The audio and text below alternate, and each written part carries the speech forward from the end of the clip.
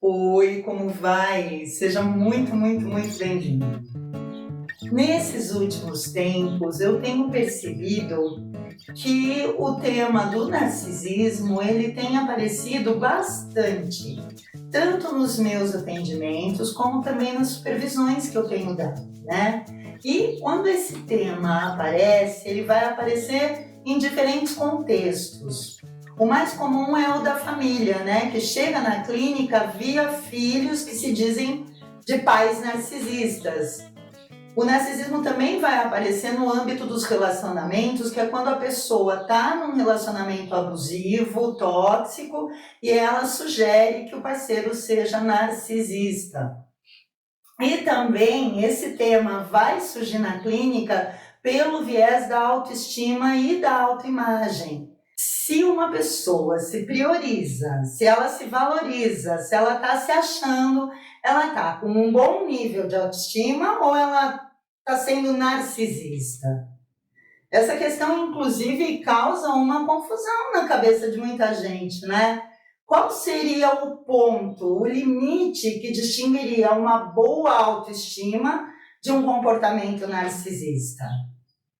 O narcisismo, dessa forma, como você pode perceber, é uma expressão que cabe em diversos momentos. Isso porque não existe um conceito fechado, definitivo de narcisismo. Ao contrário disso, ele pode ter muitos significados. Ao mesmo tempo em que ele está ligado a uma ideia de psique, de ego, ao mesmo tempo em que o narcisismo se refere a um conceito psicanalítico e a um transtorno psiquiátrico, ele também pode se referir a uma pessoa orgulhosa, soberba, vaidosa, ou que simplesmente tem muita estima por si mesma. Por isso que é muito comum a gente ouvir aquela coisa do muito narcisista e do pouco narcisista. E, de fato, a própria psicanálise, que foi quem mais se apropriou do termo, vai sugerir um espectro que vai de um narcisismo bom, né, que alguns autores chamam de narcisismo trófico, que é necessário, segundo eles, para um bom andamento da nossa vida, até um narcisismo patológico que vai culminar lá no transtorno da personalidade narcisista, que tem CID e tudo. Então, a gente está falando de vários narcisismos. Por isso que quando alguém me diz que, por exemplo, os pais são narcisistas, antes de eu supor que eu saiba do que ele está falando, eu preciso saber o que esse alguém entende por pais narcisistas, o que esse narcisismo significa, antes de tudo, para ele. Por outro lado, e ao mesmo tempo, indo além dessa questão do narcisismo do ego, desse narcisismo que se refere à pessoa, ao indivíduo, a gente também tem que considerar que a gente tem vivido uma cultura de padrões narcisistas, principalmente aqui no Ocidente, né? Da coisa sempre muito superficial, sem profundidade, de querer satisfação imediata, dessa cultura voltada para um corpo sadio que hipervaloriza a forma e esvazia o conteúdo, né? E isso não se refere também só a uma questão de corpo, mas à forma como a gente tem se posicionado na vida de uma forma geral. Dessa autoimposição no mercado de trabalho que a gente mesmo se faz de hiperprodutividade, do seja a sua melhor versão, que eu chamo de bem-vindo ao mundo LinkedIn, até a forma como a gente vem se relacionando com a gente e com os outros está sendo afetada pela questão do narcisismo. Tudo tem sido cada vez mais artificial, mais voltado para um consumo, sem um compromisso efetivo e profundo, seja com os outros ou seja com a gente mesmo. Então, ainda que seja um tema do domínio da psicanálise, a gente precisa parar para olhar com cuidado para essa questão do narcisismo, porque é um fenômeno de uma complexidade absurda que está afetando a nossa presença nesse mundo. E eu penso que a gente precisa tirar um pouco o narcisismo desse discurso médico, patológico, psicanalítico e trazer aqui para o âmbito da fenomenologia como um fenômeno contemporâneo, um fenômeno da nossa pós-modernidade fluida que tem atingido o Dasein. O narcisismo está no nosso aí, para mim, como uma espécie de disposição afetiva. Por isso que a ideia não é rotular, tá? Mas é entender o que é que está por trás desse modo de ser que já está instalado na nossa cultura e que tem causado tanto sofrimento nas pessoas. A questão é que, com exceção de uma menção do Ponty, numa frase, nem o Heidegger, nem Russell, nem Sartre, nem Camus, nem ninguém dos nossos falou nada sobre narcisismo e nem sobre o narciso. Se você conhecer mais alguém que tenha abordado esse assunto a partir de um ponto de vista fenomenológico existencial, por gentileza, deixa aqui nos nossos comentários para a gente poder ampliar esses nossos horizontes. Porque eu vou dizer, eu suei pra caramba para encontrar alguma coisa da Fenô e só encontrei mesmo aquela frasezinha do Ponty, que a gente até entende por que eles não pensavam sobre isso. Primeiro porque esse é um termo que já nasce dentro de um discurso da ordem justamente daquela psicologia que é a fenomenologia do Russell e depois a analítica existencial do Heidegger se propuseram a dissolver, né? Daquela psicologia psicologizante, normativa e universal. A preocupação deles era outra, nunca foi interesse deles desenvolver uma psicologia ou uma teoria específica sobre os tipos de personalidade dos homens, ao contrário disso. E eu acho que a gente precisa considerar também que aqueles eram outros tempos. Não era uma época com os padrões narcisistas que a gente tem hoje. A autocontemplação, a valorização da imagem não fazia o sucesso que faz hoje. Fato é que o único dos nossos autores da fenomenologia a mencionar o narcisismo foi o Merleau-Ponty, que vai falar de um narcisismo fundamental que criaria as nossas percepções de mundo. Essa coisa do voltar-se para si antes de voltar-se para o outro é fundamental para o engajamento desse corpo no mundo. Do ponto de vista do Merleau-Ponty, o narcisismo ele corresponderia a uma camada anterior à nossa consciência de mundo. Mas se por um lado existem teorias que relacionam o narcisismo a algo necessário, fundamental ou estruturante, por outro lado, a própria psicanálise vai se referir a um narcisismo patológico, a um modo de ser característico que causa muito sofrimento, tanto na própria pessoa, como nas pessoas que convivem ou que conviveram com ela. Um narcisista patológico é o cara que se superestima, que tem uma visão irreal de si mesmo, que se acha importante demais, como se ele fosse alguém privilegiado. E que, ao mesmo tempo em que ele espera uma grande dedicação dos outros, ele desvaloriza e deprecia o sentimento do outro. Pelo próprio modus operandi do narcisismo, o narcisista ele mostra poucos sinais de empatia. Normalmente ele só é empático com quem lhe convencer. A relação que se estabelece depois do período da sedução, do mesmo jeito que no mito, pode ser bastante tóxica e abusiva, principalmente com os mais próximos. Do meu ponto de vista, considerando o nosso contexto, quando eu penso nesse narcisista, eu penso que ele é um modo de ser, um modelo, ou como diria Foucault, uma forma de subjetivação que está no aí. Ele está para ser adotado como mais um modo de ser impróprio, um modo inautêntico que esbarra no outro, mas que impossibilita uma troca saudável nessa relação entre o eu e o outro.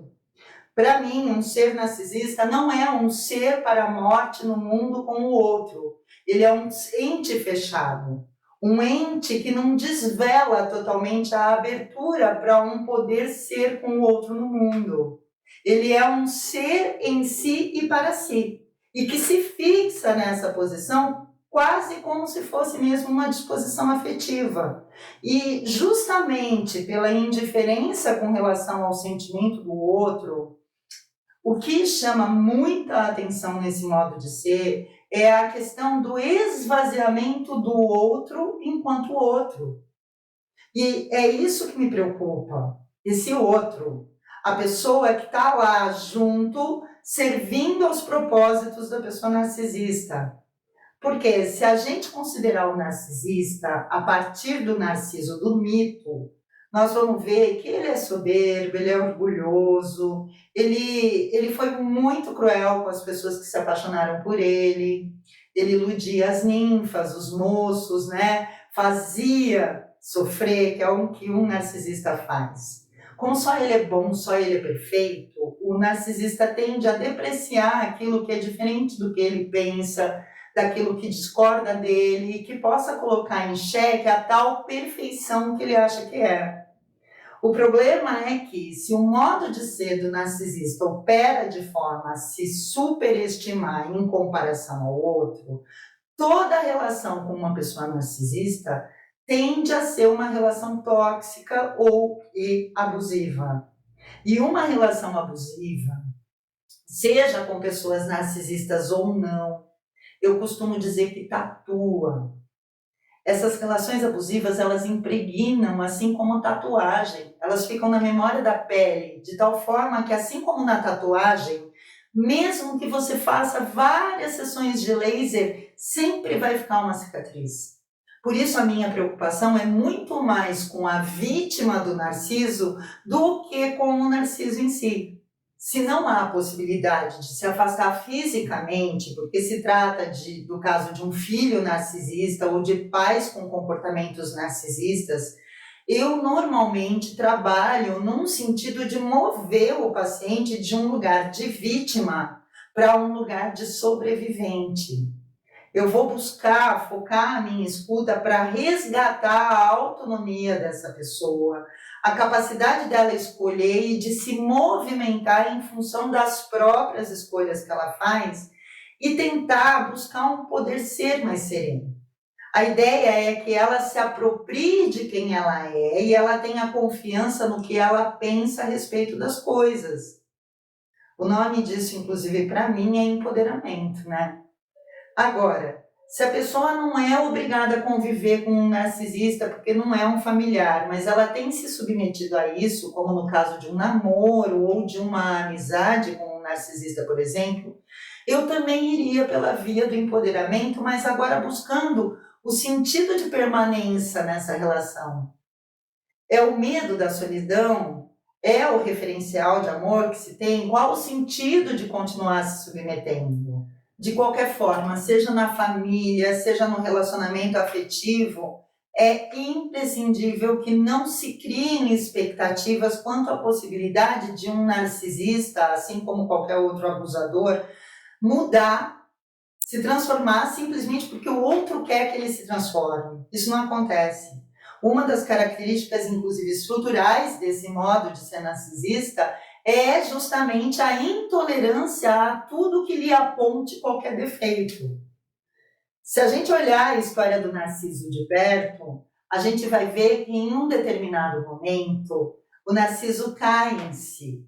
Ele percebe que aquela imagem pela qual ele estava tremendamente apaixonado era, na verdade, uma imagem distorcida dele mesmo, e ele sofre.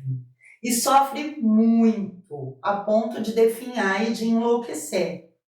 Essa dor, esse sofrimento que o Narciso sente ali no mito, quando ele cai em si, de alguma forma abre uma porta de esperança para que a gente acredite que um ente narcisista possa um dia virar a chave e nascer para si agora como ser no mundo com os outros, né? De uma forma mais saudável. Talvez na dor de se vir sozinho, quando ele já detonou mesmo com todo mundo que se dispôs a gostar dele, talvez lá na depressividade do vazio existencial um narcisista tenha um momento de e agora, José, e ele possa se abrir para uma mudança substancial. mas sem que ele mesmo reconheça essa necessidade de olhar para as suas próprias imperfeições, fica difícil esperar qualquer mudança, né? Então, para fechar esse vídeo, que já deve estar ficando comprido demais, não consigo ver o tempo, eu preciso falar uma coisa, que é assim: nós precisamos de uma dose de narcisismo, até por uma questão de sobrevivência. O olhar-se, o voltar-se para si, o conhecer-se, o amar-se, até com uma pitada de orgulho e de um sentimento de grandiosidade, por que não? São itens fundamentais para que a gente possa se lançar a um projeto de devir, a um futuro, a um poder ser mais próprio de nós mesmos. A questão fica problemática quando, em nome desse seu amor por você, você começa a subjugar e a esvaziar o outro. Aí a coisa vai mudar de figura.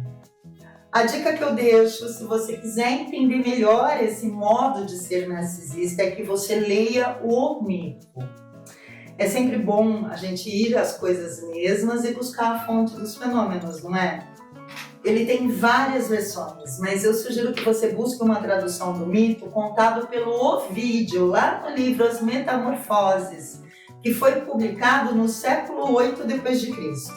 Ali você vai conseguir ter dimensão de quem é, de como funciona o narciso. Você vai conseguir entender desde o gozo até o sofrimento, que é ser assim, e de quebra você vai ter a história da Eco, que vai com certeza te remeter à forma de ser de quem se relaciona com um narcisista. É isso por hoje. Se você tem mais alguma coisa para acrescentar, vai lá, vem aqui, nos comentários e fica à vontade para continuar essa conversa. Eu demoro um pouco, mas eu sempre respondo. E se você chegou até aqui, não esquece também de deixar o seu like, que é para esse YouTube se ligar e distribuir o conteúdo. Um beijo grande, fique bem, até a próxima. Tchau!